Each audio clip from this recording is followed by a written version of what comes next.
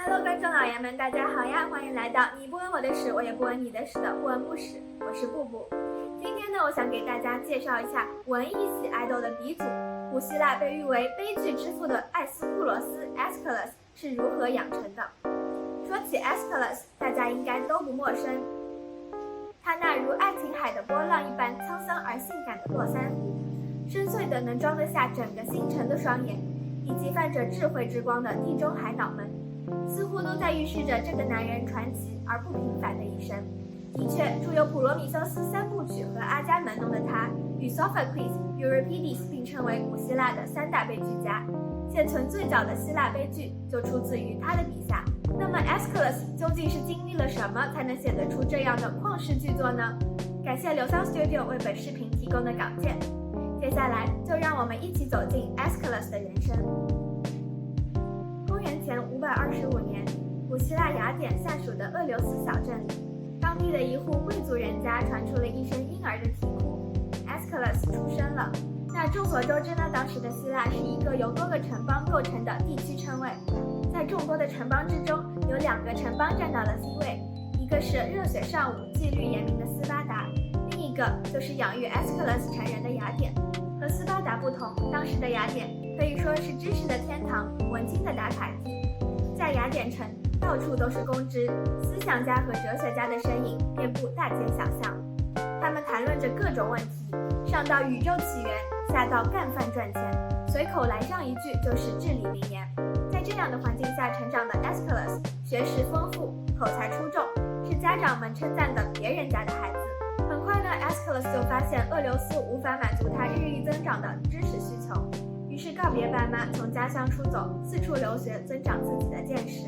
在外游历期间 ，Aeschylus 进一步增长了自己的见识，提高了自己的口才，慢慢朝着古希腊文艺系爱豆的方向进化。不仅如此，他还加入了毕达哥拉斯学派，就是由最早发现勾股定理的毕达哥拉斯所开创的哲学流派，主要研究哲学领域中的自然科学。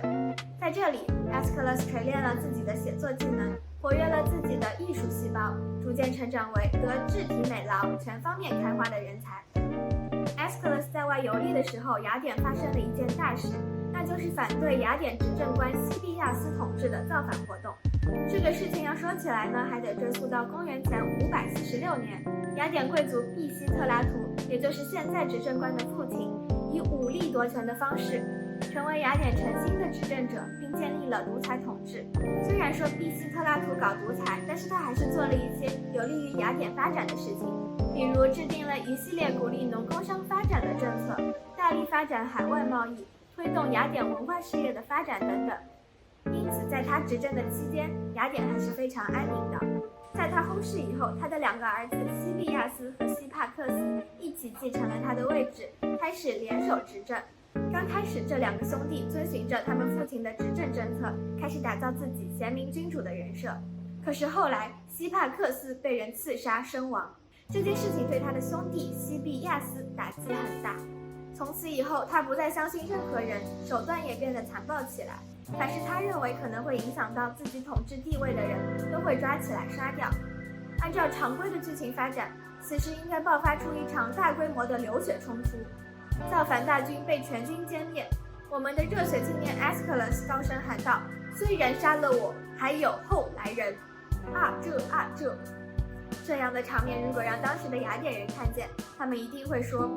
小丑竟在我身边。”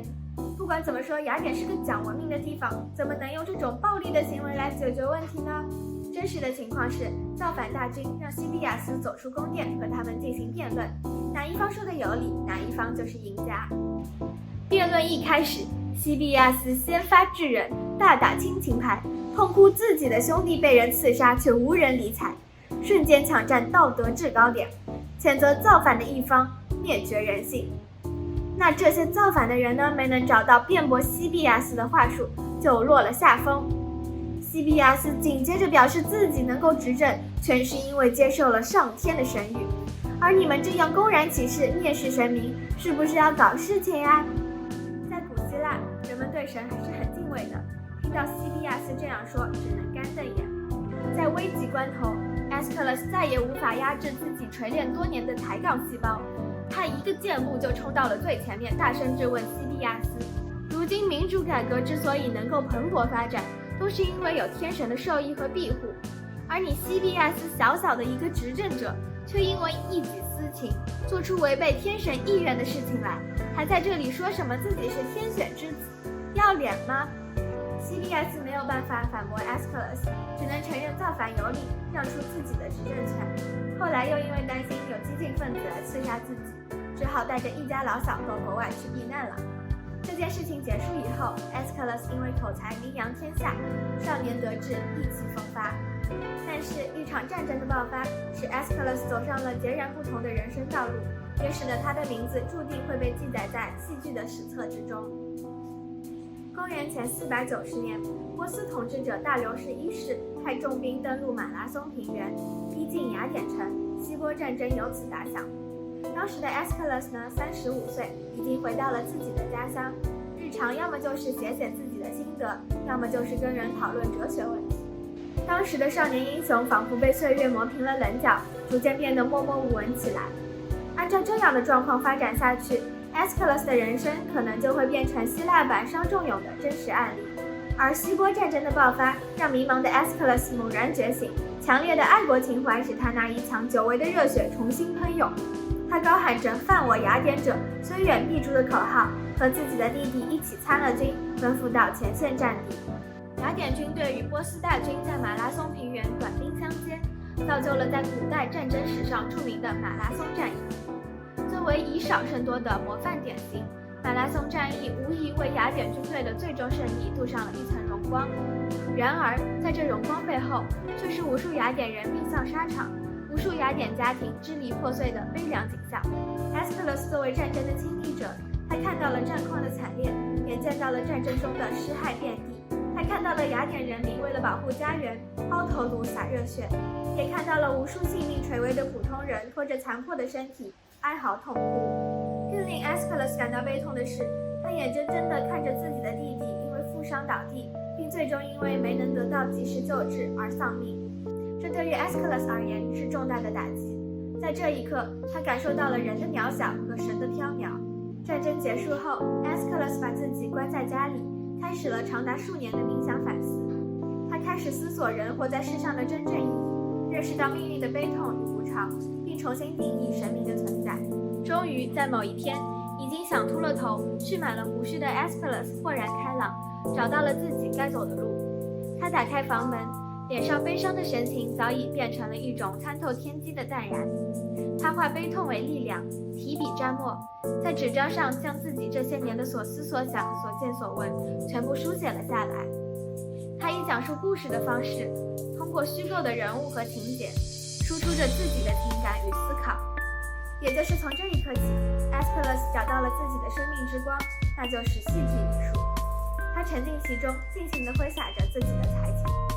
公元前472年，43岁的 Aeschylus 创作完成了自己的处女作《波斯人》，并进行公演，反响热烈。至此 ，Aeschylus 在世界戏剧艺术发展的历程当中，留下了自己的名字，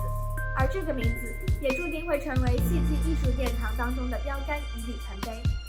此后的26年间 ，Aeschylus 笔耕不辍，日夜疾书，一共创作了80多部悲剧，并且在13次戏剧比赛中获得奖项。其作品之多，质量之高，可以说是创作人生开了挂，人人见了叫爸爸，一举奠定了他悲剧之父的热搜置顶。公元前456年，69岁的 Aeschylus 在西西里岛南部的葛拉城散心的时候，被一只从天而降的乌龟砸中头部，最后因为伤势过重不治身亡。回顾这位悲剧之父69年的人生，可以说就如同一场戏。从小镇走出的青年，到毕达哥拉斯学派的青年才俊，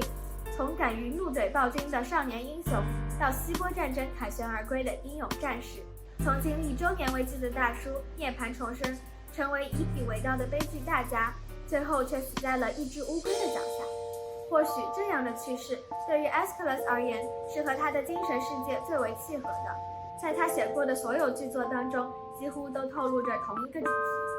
那就是在一种庄严肃穆的语言风格当中，展现命运的无常，质疑神明的权威，颂扬活在这样的命运下的人们的反抗与斗争。赞美拥有自主意识的人类和神明之间的抗衡。在 Aeschylus 的墓碑上刻着这样一段墓志铭：墓碑下安睡着雅典人 Aeschylus， 欧弗里翁之子。在富饶的格拉，死亡战胜了他。但马拉松的战场可以证明他的勇敢，连长发的波斯人也得承认。明知人生苦短，命数悲苦，但仍勇于反抗，书写传奇。这就是 Aeschylus，一代英才，勇敢向前，无畏无惧。